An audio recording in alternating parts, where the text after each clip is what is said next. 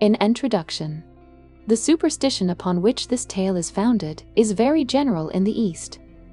Among the Arabians it appears to be common. It did not, however, extend itself to the Greeks until after the establishment of Christianity, and it has only assumed its present form since the division of the Latin and Greek churches, at which time, the idea becoming prevalent that a Latin body could not corrupt if buried in their territory, it gradually increased and formed the subject of many wonderful stories, still extant, of the dead rising from their graves and feeding upon the blood of the young and beautiful. In the West it spread, with some slight variation, all over Hungary, Poland, Austria, and Lorraine, where the belief existed that vampires nightly imbibed a certain portion of the blood of their victims, who became emaciated, lost their strength, and speedily died of consumptions, whilst these human bloodsuckers fattened and their veins became distended to such a state of repletion as to cause the blood to flow from all the passages of their bodies, and even from the very pores of their bodies, and even from the very pores of their skins. In the London Journal of March 1732 is a curious and of course credible account of a particular case of vampirism which is stated to have occurred at Madrega in Hungary.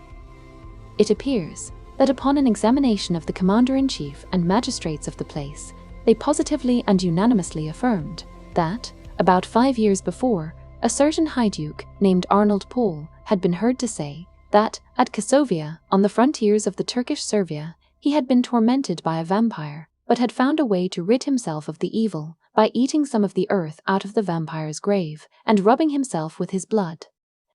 This precaution, however, did not prevent him from becoming a vampire. The universal belief is that a person sucked by a vampire becomes a vampire himself and sucks in his turn himself. For, about 20 or 30 days after his death and burial, many persons complained of having been tormented by him, and a deposition was made that 4 persons had been deprived of life by his attacks.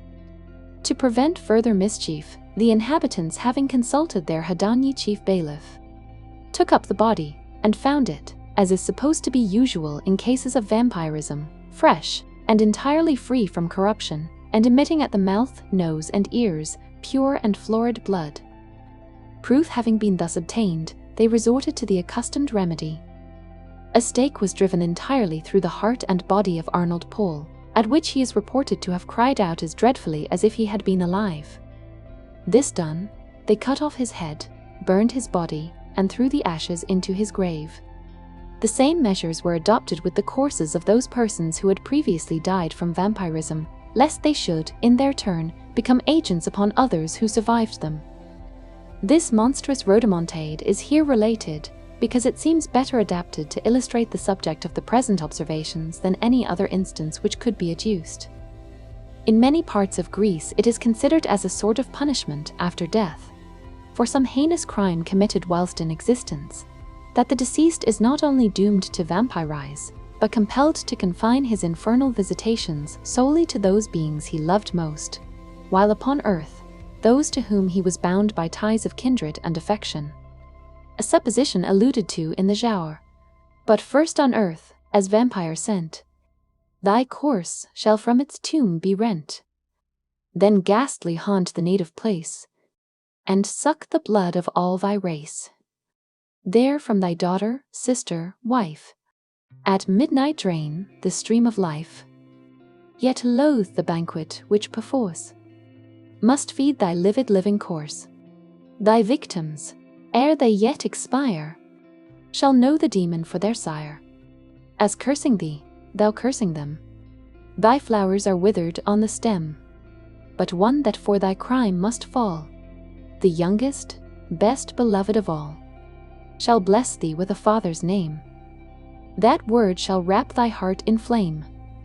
Yet thou must end thy task and mock her cheek's last tinge, her eyes' last spark, and the last glassy glance must view, which freezes o'er its lifeless blue.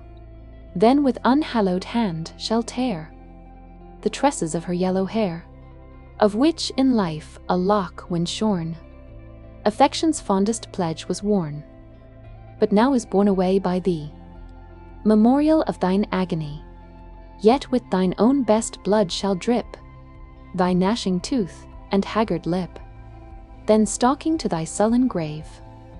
Go, and with ghouls and afrits rave, till these in horror shrink away from spectre more accursed than they.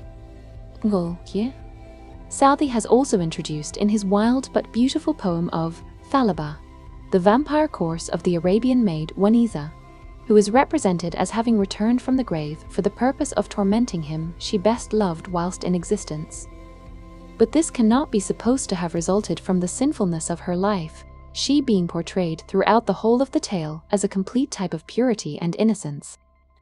The veracious Tournefort gives a long account in his travels of several astonishing cases of vampirism, to which he pretends to have been an eyewitness, and Calmet, in his great work upon this subject, besides a variety of anecdotes and traditionary narratives illustrative of its effects, has put forth some learned dissertations, tending to prove it to be a classical as well as barbarian error. Many curious and interesting notices on this singularly horrible superstition might be added, though the present may suffice for the limits of a note, necessarily devoted to explanation, and which may now be concluded by merely remarking that though the term vampire is the one in most general acceptation, there are several others synonymous with it, made use of in various parts of the world, as Vrukaloka, Vardulaka, Ghoul, Brukaloka,